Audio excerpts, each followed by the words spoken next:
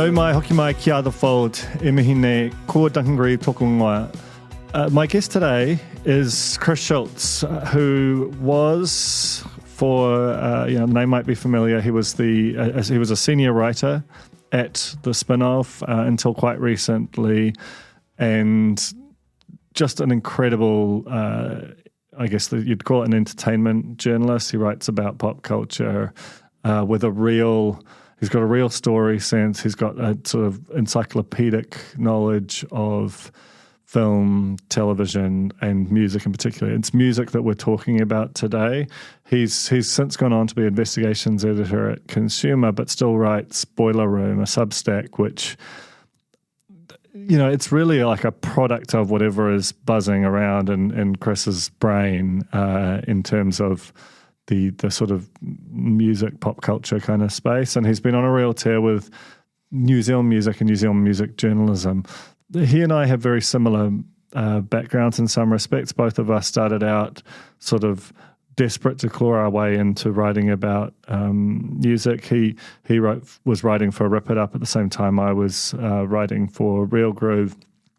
He took a different path. He went into staff write about entertainment there, and ultimately worked in the Herald's entertainment section and on Time Out as a magazine. And he talks about, and this, even when he left the Herald in 2019, this is 4 years ago we're talking about, and at that time there were 6 people working on Time Out, which is a NIM, a newspaper inserted magazine that came out on a Thursday with a smaller edition on a Saturday, that basically was a clearinghouse for any writing on music, television, film, pop culture more broadly. It had features, it had reviews, it had news, and it like everyone in music. When I was, as long as I was in the industry and subsequently read Time Out, and it was, you didn't always agree with what either the prominence of things or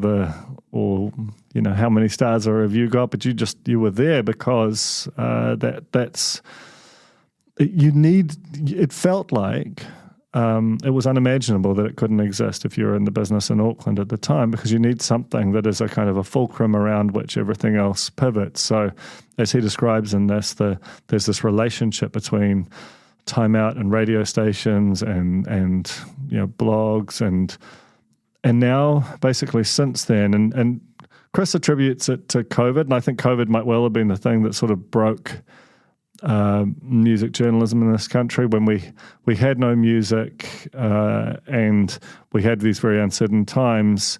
In the same way that Radio Sport was shut down by NZME, it was very easy to kind of break these teams up, and they were doing that for rational business reasons. But what it means is it feels like there's a bit of a hole where that pipe of new artists and established artists that have got a new story to tell, whether it's about a record or something else, well, where does that happen?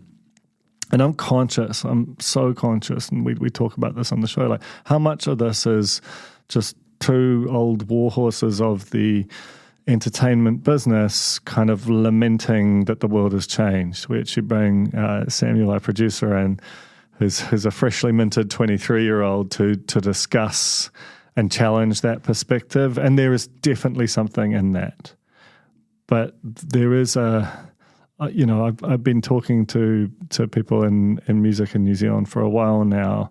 There's a piece I want to write in the coming weeks that basically about that sort of sense of where discovery and chronicling and the sort of criticism and all those things that used to be provided by a myriad publications, where that happens now. And as Chris points out, there are a number of sites, blogs, platforms that do perform that, but and they're all uniformly excellent. But in the big shows, whether that's television or print, the big mainstream media platforms, which do have aging audiences, it's not there the way it was.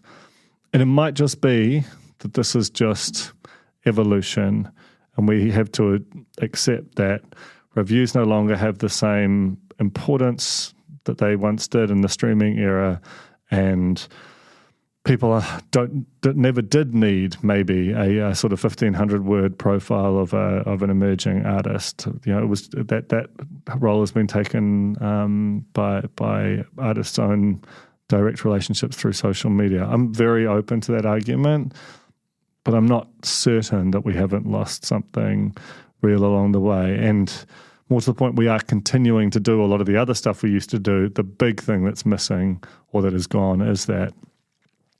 So look, this is not a conversation for everyone, but if you're a fan of or someone who has grown up reading or even creating pop cultural writing or feels that absence, then this conversation might well be for you. So this is Chris Schulz of Consumer, but also of his excellent Substack Boiler Room on the Fold. Kia ora, Chris. Welcome to the Fold. Kia ora, Duncan. It's great to see you again. I wonder if we could start by just going back to the start of your career and how you got into entertainment writing in the first place. That's going back right to the start. I grew up in Wanganui. We had no music, no concerts, nothing. I think there was a Jimmy Barnes concert at the Cook's Gardens one time that I didn't go to in my 17 years there. So my introduction to music was diving under the duvet late at night when I was supposed to be asleep and listening to the Top 9 at 9 from 2XSFM in Palmerston North and listening to Soundgarden and Pearl Jam and Nirvana and then buying the music magazines that were available. What were they? RTR Countdown magazine and Rip It Up. And I'd memorize them. I'd follow my favorite writers. I would read them over and over again. And I would dream of the day that I could go to the concerts, go to the festivals that they were talking about. Because, it was the one thing I would do to take me out of growing up in Wanganui. So you always felt like a sort of an alien, that kind of classic trope of someone who didn't necessarily feel like they fit in, and music felt like it was the thing that spoke to you and kind of you could find your identity in. 100%. It was an introduction to another world that I had no part of. I couldn't get access to until I was 16, and me and two mates saved up our money, bought Pearl Jam tickets, went up to Auckland on the overnight train and went to Pearl Jam, and that was when I was like, fuck, I need to go to this every day for the rest of my life. And that was it, really, yeah. So, there were a few years of fucking around at university, not knowing what I was going to do, and then Mum one day suggested, I think we'd watched the Superman movie together, and I was like, I don't know what I'm going to do, Mum. And she's like, journalist. Because Superman's a journalist, right? Clark Kent. And I was like, that makes sense. Then I could write about music. And so I enrolled in 4 different journalism courses, got rejected from Auckland, rejected from Wellington. It used to be so competitive. That's the thing that sort of, I feel like now we're as an industry just sort of ravenous for anyone who will even kind of glance at us. Back then it was like a mission just to get into a course, let alone get a job at the back of it. The course in Auckland had actual journalists going to it. It was like TVNZ reporters who'd already been doing journalism, then going to university. They were blocking us out of it. So I managed to get into the New Plymouth one with Jim Tucker and moved down to New Plymouth for 9 months and studied there. And then I got my first job at the North Shore Times Advertiser and just went, I've got to do something about this. So I emailed Rip It Up magazine. Scott Cara was the editor at the time. Lovely guy. They were in the D72 building on Dominion Road. And I would go up there once a month. He'd give me a stack of CDs, and that was the highlight of my month. We had basically identical upbringings. Mine was the same with John Russell at Real Grove at the exact same time. And I assume these are unpaid reviews, right? Totally. You were paid in CDs, which you might be able to trade for $5 at Real Groovy, and it still felt you had made it. I put more effort into those reviews than anything I've ever done in my life. I agonized over every word, just was desperate for, Scott to acknowledge them and publish them. And then also just to be involved in the scene, and it sort of just grew from there. But like that was the thing back then, right? Like you could choose not just to be a music journalist, but you could choose which kind of music you wanted to cover. Yeah. If you wanted to cover rock and pop, it was Rip It Up. If you wanted to cover alt and hip hop, it was Real Groove. If you wanted to cover dance and electronica, you had Pavement and Remix and pulp, and like it was such a and then that's kind of what I want to get into, because you've been writing in Boiler Room lately about and this sort of absence of there is no kind of central place where it feels like music is litigated. So certainly for people who came up in the era and the system that we did. And before we get into that, I want to kind of describe the ecosystem as we both basically found it on arrival. So you just described the sheer number of music magazines, like, and that's where music was the main or only thing they talked about, without even getting into the sort of pavements and these things that had music as part of their repertoire. It was just, there was so much coverage that was there. What do you, in terms of the relationship between the media and the media that it sort of scrutinized or interacted with, how did that work? Because there's one thing to be writing reviews of CDs, it's another to be, to get that step closer to the artist that you're describing. Yeah. Well, for me, it was 9/11. I was at the North Shore Times Advertiser. We weren't allowed to watch it. They made us turn our TVs off. It was deadline day. And so we all sat on the stuff.co.nz website watching that unfold. And I remember sitting there going, I need to be online. That's where the most immediate stuff is happening. So I managed to get a job.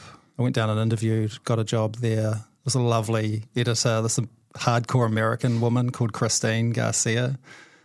She was running it.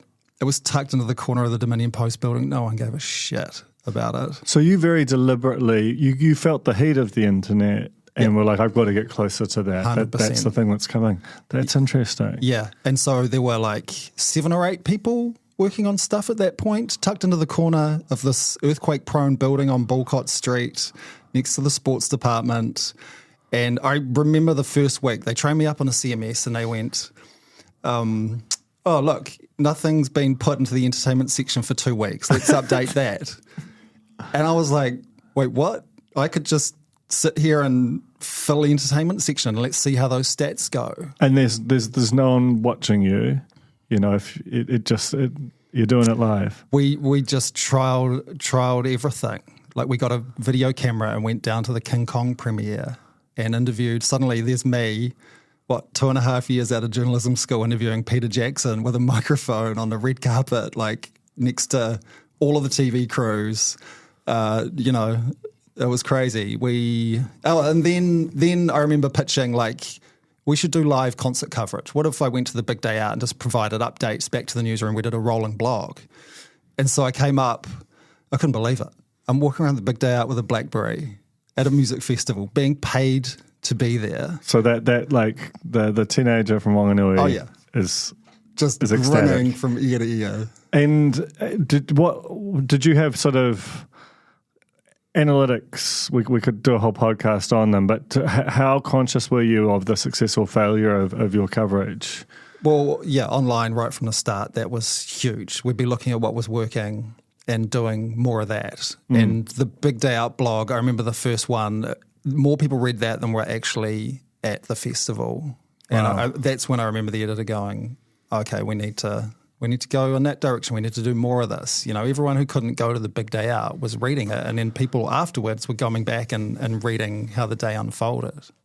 And that's what's interesting though, right? So what you're talking about is the early stage of journalism online in New Zealand and music being incredibly popular to the point where it naturally should, according to the immutable logic of analytics, get more resource. And here we sit now knowing that, and this is what you've been writing about, that the number of specialist kind of single issue music journalists in New Zealand is,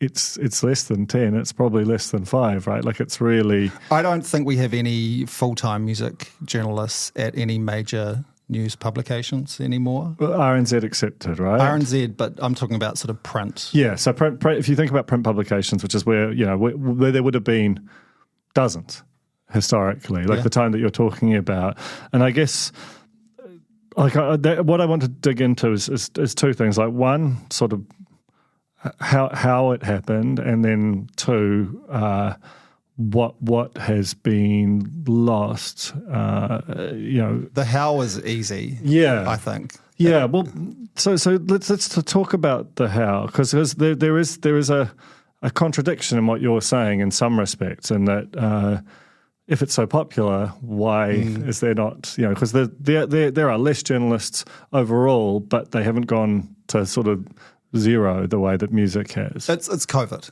It's 100% COVID. It's, if you look, and this is the best example for me, we haven't talked about Time Out magazine at the Herald yet. That was a weekly insert on Thursdays and then like a mini version in the Saturday paper. That was a big part of your career, was as a major contributor to that. I think the peak of it, right? Like I was at Stuff on my own the whole time. No one sort of, I was campaigning to get more reporters all the time, and I'd pitch it all the time, and they were like, no, you're doing good. We don't want to do that. And so Time Out was like, okay, there's people over there. There's a team of people putting thought into it, having discussions every week about what we should and shouldn't cover, and I desperately wanted that. Describe the scale of that team and what you put out. See, this is where I get emotional, because there were 6 of us. You did say that this would happen. Yeah. There were 6 of us just every week deciding what was awesome. And we all had our own patches. And so, you'd have these amazing debates. Like, someone would pitch one artist or act or TV show or movie, and someone else would pitch something. It's like, what are we putting on the cover? What are we reviewing? It was this constant search for the biggest, hottest, newest, most exciting thing, and it happened like every day. And I got to be a part of that. I got to help mentor some of the younger staff coming through too, and that felt really healthy and how it should be when you start getting to the age I am. Why do you think it's COVID? Because I'm curious, because I have like a bunch of, to me it's a lot of different things. Like in some way, like the... to me, if I was trying to advance a theory of it, would be a complicated one that involves, like, I think food has replaced music as the sort of centre of the sort of obsessive cultural life of a whole group of people who used to naturally be like on music, and food was like a thing that you put in so that you go listen to more music. And now I think it's sort of inverted. So there's that element of the culture. I think that the sheer proliferation, there's an overwhelm associated with when you move from a constant emphasis on new music, which is what you had in the CD era, to a here's all music all the time, there's some being put somewhere in the pipe, but you're not necessarily exposed to it. There's like a distribution side, a supply side problem and a distribution side problem. Like, and all of these things have conspired to make, to me, paradoxically, the role of the critic or the editor or the person sorting that is more important than ever, but there isn't we don't have that ability to kind of connect with new artists and have them explain to us the way that they used to be done, that the sort of channels aren't there, and that stuff is all conspired to kind of make music feel, while it's very much in the culture, it's that sense of new music is just not as salient as it was when we were growing up. I have this conversation with people all the time. People our age still want to know what's happening, what's big, what's rising to the top, and I think that's where a place like Time Out is sorely missed, because you have these stepping stones for artists, right? They go from the sort of, the under the radars, the sniffers, the ambient lights, the 13th floors, and they sort of build that buzz slowly. They do more gigs, they get bigger audiences, and then someone at a place like Time Out notices that and goes, hey, look, there's this swelling of support for this artist, let's put them in Time Out. And then like 6 months, a year later, the album's coming out, and you go, well, are they worthy of a cover? So they build that stepping stones, and then, and this I think is an important bit, competition sees that and goes, okay, they're covering it, this must be worth covering in the Dominion Post, in Sunday Magazine, in Viva. You know, there's other editors who see that. Also, like TV shows and radio shows would also pick up Time Out and go, okay, we should have them on our show. Look, they've got a Time Out cover. They're important. But basically what you're describing is a whole ecosystem which used to be where the action was, which used to be the sort of the only really distribution kind of clearinghouse for culture, and which is now, you know, that's now moved definitively to social and streaming. And like I feel this absence too, right? Even as we're sitting in the podcast studio of the Spinoff, a new media publication that doesn't have a full-time music writer, sometimes publishes on music, but certainly not in the kind of ongoing systematic way that Time Out represented for the Herald.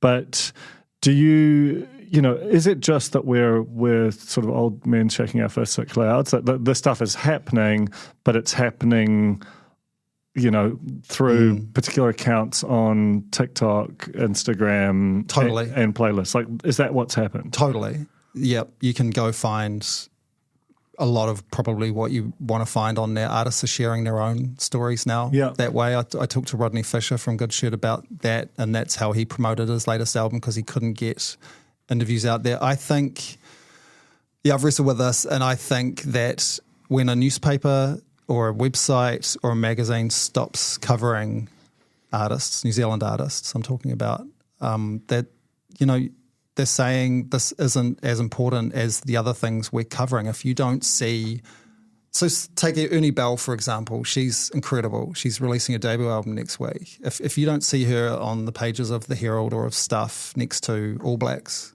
politicians, business, whatever, then you're saying it's not as important. And I think that's the big loss there. It's almost like a statement, right? Like this doesn't matter. Yeah, I agree with that. And I think that's the thing that's really kind of confounding. I was talking to a musician recently about this, you know, someone he's probably 10, 15 years younger than us, but came up as a teenager probably reading our writing, to be honest. I was reading those kind of publications, and was a fan of New Zealand music, almost as if it was a genre. And that was a lot of us, right? Like we had the music we were into, but there was something about the music that came from this place. And then the thing that happened, so with all of those platforms I mentioned before, the Spotify, YouTube, TikTok, etc., their geography is far less relevant as a sorting mechanism than the newspapers just all have a natural geography to them. So, you know, while, you know, our politics, all the rest of it, that is still mainly cleared through these kind of traditional mediums that are geographically bound. As soon as they shift to there, New Zealand artists are just playing the same global soup as everyone else. They might find success in a very distributed way, but there isn't that kind of, without that place where it can all sort of happen and they can be almost anointed the way that they were, and there were issues with that system, don't get me wrong, then it's like they didn't, like, I'm trying to think of like what is an Ernie Bell is a classic example of a fascinating new artist who doesn't have the same name recognition that, say, an Aldous Harding, who just was quite a similar area, but just happened to come up 6 or 7 years earlier. So why doesn't she have the same recognition? Is that because she's not getting the coverage that someone like Aldous Harding had 7 or 8 years ago when that infrastructure was in place? Or, I don't know. It's a tough question. You're right. There are artists who are making this work and they probably don't care that they're not getting interviews. There are artists who are hitting those streaming services and they're buying houses because of it. I know that because I've talked to them. I interviewed a couple of rappers for the Spinoff a while back. Sempra was one of them, and they're just loving life because they're hitting those streaming numbers. So, yeah, you're right. There are other avenues. Artists can make it without talking to journalists and having stories written about them. For me, it comes back to I almost had a sense of, documenting history. You can have all the TikToks and Instagram reels in the world, but you can't go and search for them 10, 15 years later. That no one's compiling those into a thing. They're not going to become a Wikipedia entry. No. I mean, all of this we're talking about is the sort of Web 2.0 era, and we're moving beyond that. And it can feel at times, we've got Samuel here recording it and recording us 23 on Monday. Happy birthday, Samuel. And I'm sort of just imagining how this must sound, to a couple of guys near twice his age. Can we ask him? Yeah. Would you come on and just say, does this stuff matter to you? Yeah, I think there's not that appetite for journalism. And I do agree with what you're saying is you need that documented. I think that's the kind of the role of journalism in this whole thing is you need 10 years down the track something tangible. But I do think I get my promotion directly from the source now, if an artist I like has a new song coming out, their promotion for it's going to show up on my TikTok feed before any journalist even gets to speak to them. That's going to be the first place they go is publishing their own work. That's kind of the crux of it, right? Who's this for? Is it for us and people who remember and enjoyed that old world, or are the artists missing it too? Because that's almost more relevant. You'd have to ask the artist. I have been doing that, and I have future stories coming up about that. I want to talk to younger artists about sort of how many interviews they've done and whether they consider that as an important part of their growth and their career.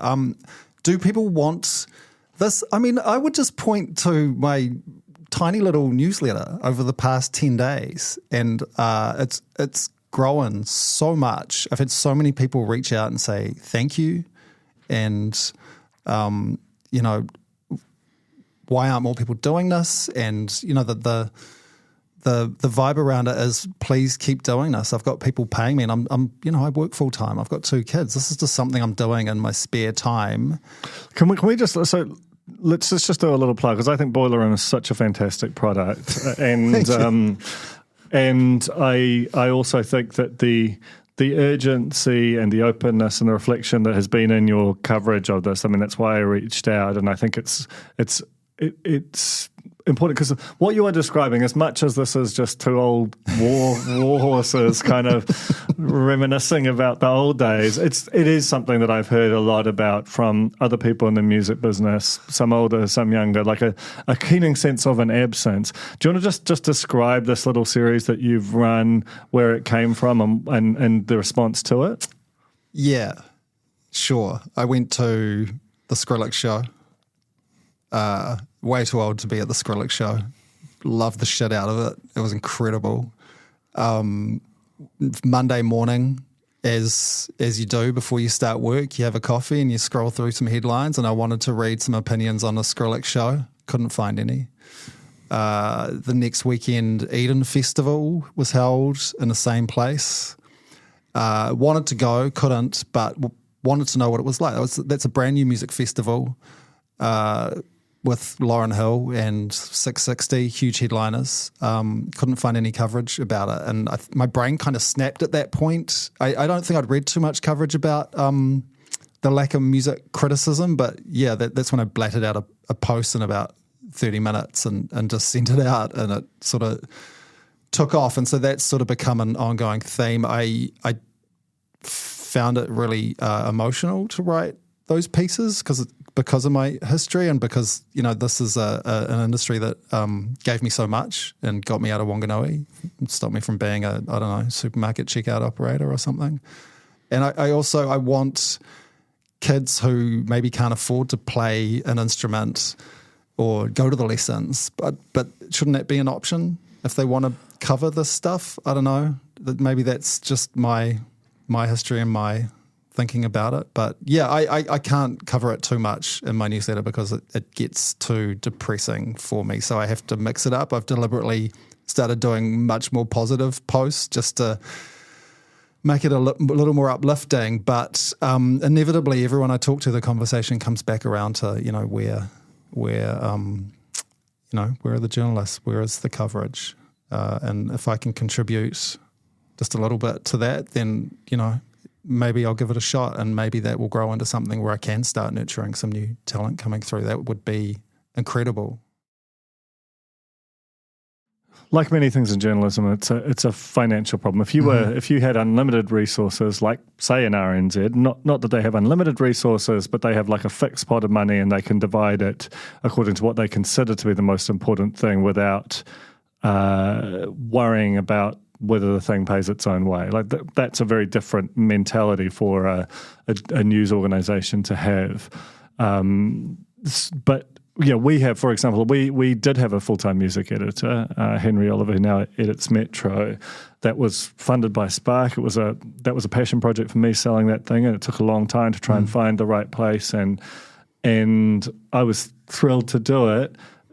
The reality is, it probably didn't perform as well as we might have anticipated. Like, I think we did exactly what we said we would do, but you know, you're writing about New Zealand music. Like that's what it has to be. That's the differentiator for the Spinoff. We don't write really. We review and comment on a few things internationally, but the vast majority of our scope is local. The Time Out, that wasn't true. Like that was there was a lot of New Zealand stuff, but there was a lot of international stuff too. So that maybe was part of it. It was over limited, but there is this issue where, like, maybe when you're writing about New Zealand stuff, if you're doing it as an island, if you don't have that sort of feeder system of a C4 and radio, and if young people are more likely to give their attention to UGC platforms, we actually published a piece. Charlotte wrote a fantastic feature on Ernie Bell very early in her career. I don't know what the numbers were, but I would guess that they were good but not great, because it was a bit of an island at the time. And I think that's the issue, is that the thing kind of, the tide comes in and just washes away. And even if you sort of stand up and say, Boiler Room can do fantastic stuff, even if we were to be given a full-time music reporter, it would just be hard to necessarily. I get what you're saying. This is the thing I struggle with. Is can it be recreated? It comes back to, is there a good story there, to me, right? Is there a story worth telling there? And that's what any journalist should be looking at something and asking. I look at that all the time. I spent 20 years trying to prove to editors that local music and international music and any entertainment was worth covering in a way. If you do it cleverly and without doing it sensationally and without turning it into clickbait, there's a way of doing it that works alongside the rest of the coverage. Now, I went and looked at stuff in the New Zealand Herald's entertainment sections, and I don't want to call them out, but the Herald had 7 Matthew Perry stories out of 9 stories on its entertainment homepage. That is analytics talking, right? So you can have one Matthew Perry story, mix it up, put in some local concert news, put in an interview with an artist. Do you know what I mean? Like make it an offering that's readable for a lot of different people. Otherwise, you're just trying to hit the Google clicks. Entertainment has now been subsumed into lifestyle in most big publications, and those 6 reporters that you were talking about in those glory days of Time Out, that's probably one person who is just a general reporter just trying to hit numbers and putting a bunch of stories up. So, like, the thing that we're not talking about is the fact that you're maybe the best doing it in New Zealand, and you've got a full-time job at Consumer heading investigation. So, it's a skilled task. It's not something you can just go, hey, cub reporter, go along to Skrillex and have all of the context and the language and the descriptive ability to just be able to turn that thing out. So when it does happen, often you wince because it doesn't feel like it's been given the right. You're right. It takes time, and I can't help but think about all of the 660 stories I've written, right? And I remember the first time I interviewed them, they did not want to talk to me. They did not open up at all. It was really tough. And the second time I was like, right, I'm not doing that again. We're going to go and do something. What do they like doing? They like boxing. I'm going to go boxing with them. So I went boxing with them. That was a story. And then for the third story... Was this the business story that you did? So I think that was one of the best pieces. That and your RAS story, I think, would be in any Hall of Fame of music writing in New Zealand. And that was so crucial to me, sort of unlocking. No, you're thinking about 660 wrong. This is a band that thinks about a business in a really extraordinary way. And you know, that's why you're very good, Chris. And it's a loss to this business that you're not doing it. Yeah, and that's what I've struggled with Boiler Room, right? Like, I'm 45. I should be sitting back having other interests, because I do have other interests, and watching the new breed come through and telling me what's good and what's current. And if they're not getting the opportunities to spend time building those contacts, because let's face it, some of the people in the entertainment industry, they're not going to talk to you unless you've been around for 10, 15 years in some cases. Promoters are notoriously prickly. They will still talk to me. So I don't know.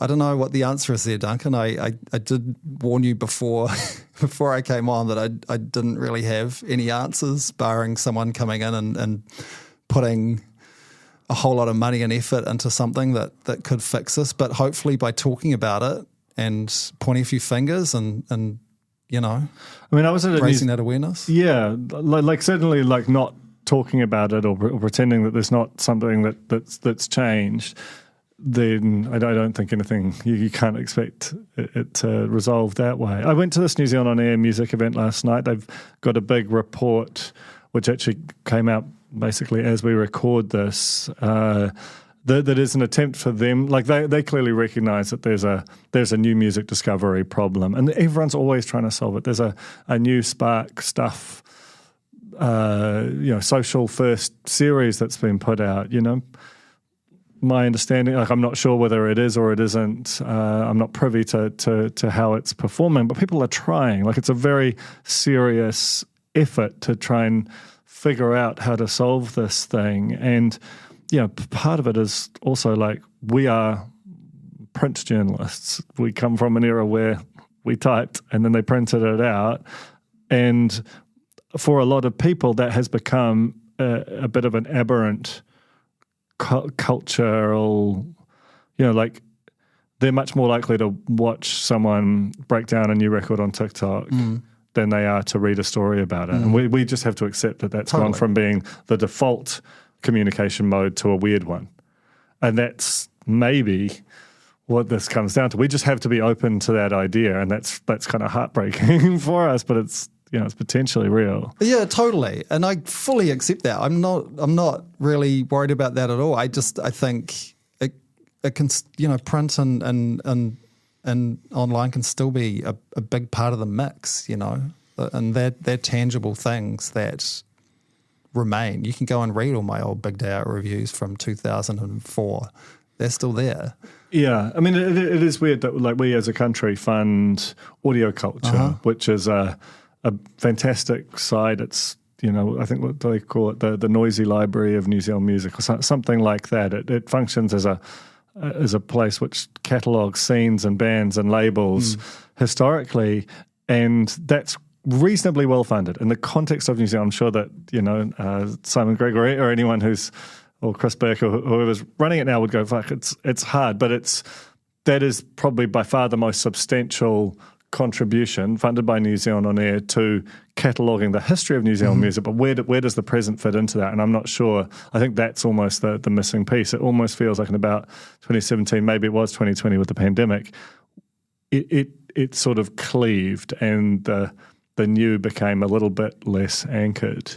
I left the Herald in 2019, and those 6 jobs at Time Out still existed. So somewhere between then and now, those most of those jobs have disappeared. I know Stuff's entertainment team has been pulled into the news team.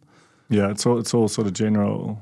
Yeah, so those journalists aren't getting a chance to work on those contacts, to build up the you know, to go and work on their ideas and build up those contacts and get those stories out there. So you don't have the chance to create this kind of career over time.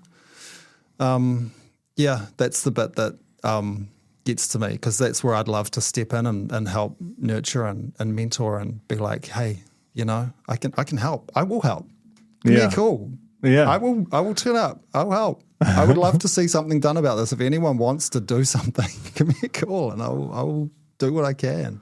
I mean, if you're listening to this and don't subscribe to Boiler Room, and it's felt like a interesting discussion that's substantive to to what, whatever your interest in music is. I can just only give the strongest possible recommendation to subscribe to it. It's a Substack that Chris pours all of this sort of passion and curiosity into. And I get the feeling you're just starting rather than done with this line of inquiry. So, yeah, look, thank you so much for coming on the fold. Like, I'm going to continue to kind of look at this and potentially write about it as well, and maybe have a few more guests up on it. But there is a sense that there's something missing in music. Like you, I feel like it's print, but I'm very open to the idea that it might not be. We should also acknowledge that the people, you referred to them like sniffers and so on. Like, some people are saying we're out here doing it, like, give us our due. Maybe shout those out again, just the people, places where you can see this stuff. Yeah, under the radar is great for news headlines and concert announcements and all that kind of stuff. Ambient Light's doing tons of concert reviews all around the country. Sniffers does a lot of hip hop and dance. I find a lot of new artists through them. And then Graham Reed with Elsewhere. And the 13th Floor as well. So that's 5. Yeah. Just off the top of my head. And it's interesting, right, that they are perhaps more passion-driven, though there are commercial elements to all of them. Where it's missing is in the sort of mainstream publication. So if you are curious beyond Boiler Room, it's actually just a bit more legwork. And they all have vibrant communities around them as well. Hey, thanks so much for coming up, Chris. I'm such a fan of your work and your writing, and I'm really glad that even as you go into this investigative mode, which I know you're not quite able to talk about just yet, that you've still got the time and the passion to put together Boiler Room. Thanks, Duncan. I hope to return when we celebrate the return of music journalism in Aotearoa. Oh, it'll be a great day.